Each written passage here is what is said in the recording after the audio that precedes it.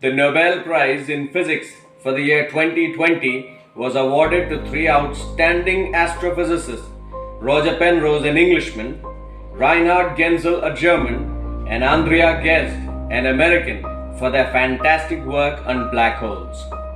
Their research and findings have helped us to understand the phenomenon of black holes, which are formed when a star implodes and starts becoming smaller and smaller.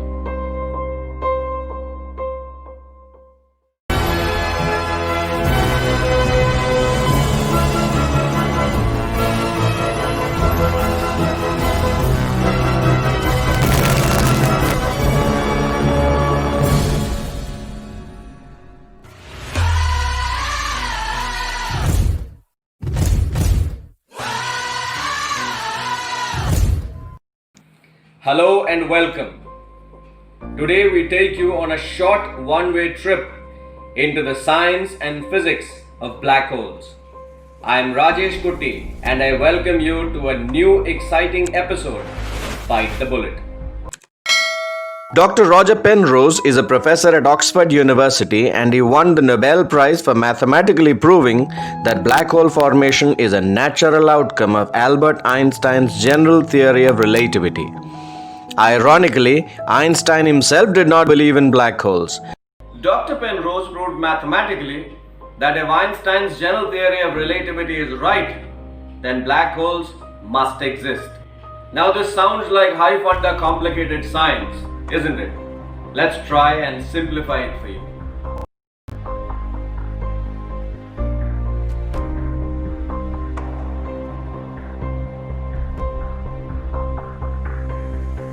The story begins in 1905 when Albert Einstein announced a special theory of relativity where he explains about how space and time are linked for objects moving at the speed of light. Then in 1915, he announced the general theory of relativity where he said that gravity is not a force but the result of the curvature of space and time. We've been told that light always travels in a straight line and at a constant speed in space and also on any other place under the effects of gravity. To do so, light must always take the shortest path. In his theory, Einstein explains that the force we call as gravity causes a curvature of space itself.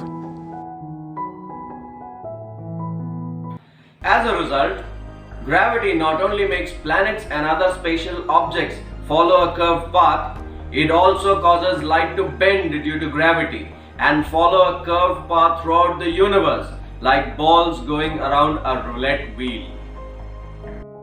Now, this has profound effects on the concept of time. If light has to travel from point D to C in a curved path which is longer than the straight path from point B to A, and if the speed of light is constant, then time itself must pass slower in the region where the gravitational field is strong.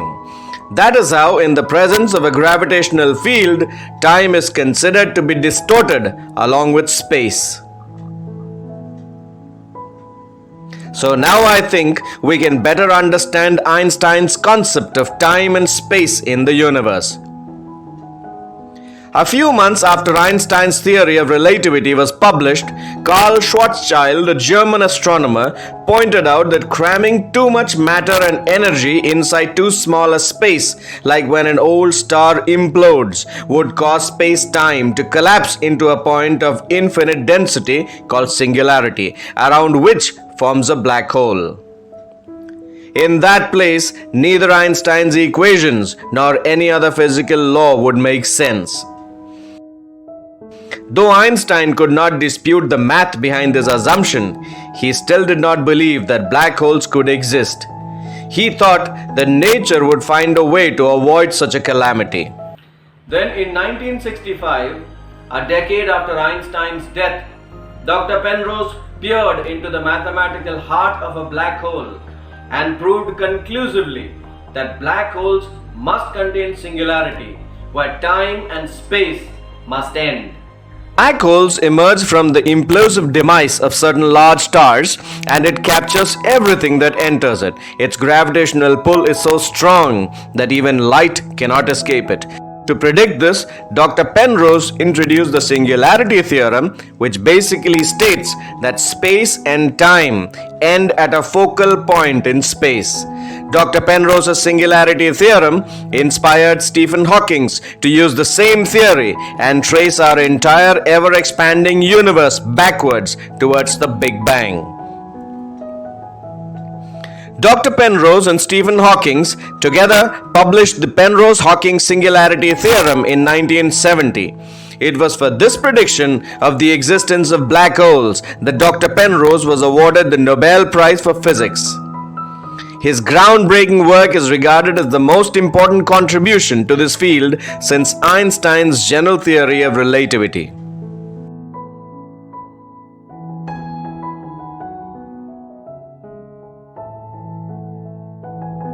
The second half of the 2020 Nobel Prize for Physics was split between Dr. Andrea Ghez and Dr. Richard Genzel. They were awarded the Nobel Prize for their relentless efforts towards the discovery of an extremely heavy, supermassive compact object about 26,000 light years away with a faint source of radio noise called Sagittarius A, which is actually a black hole and is at the center of our Milky Way galaxy.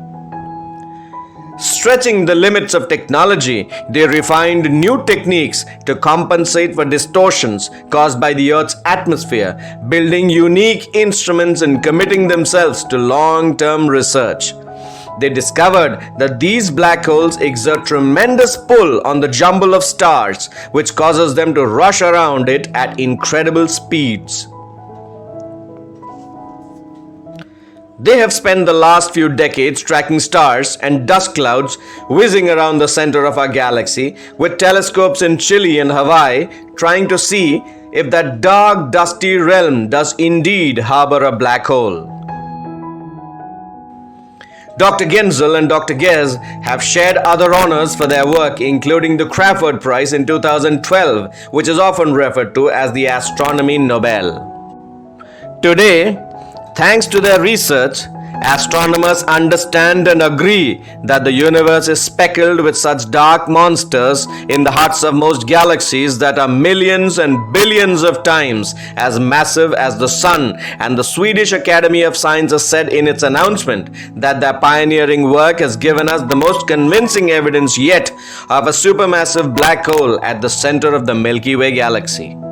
Over the years, their observations have crept closer to the conclusion that whatever is there at the galactic center, it is dark and invisible and must have a mass equivalent to 4 million suns in order to exert enough gravitational pull to govern the orbit of stars and keep them and the gas that circles it in check.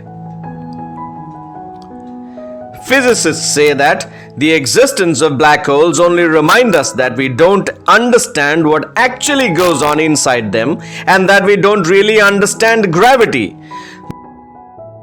Most physicists now believe that Einstein's theory of general relativity will need to be modified to cope with extreme situations such as the Big Bang or to predict what goes on inside a black hole.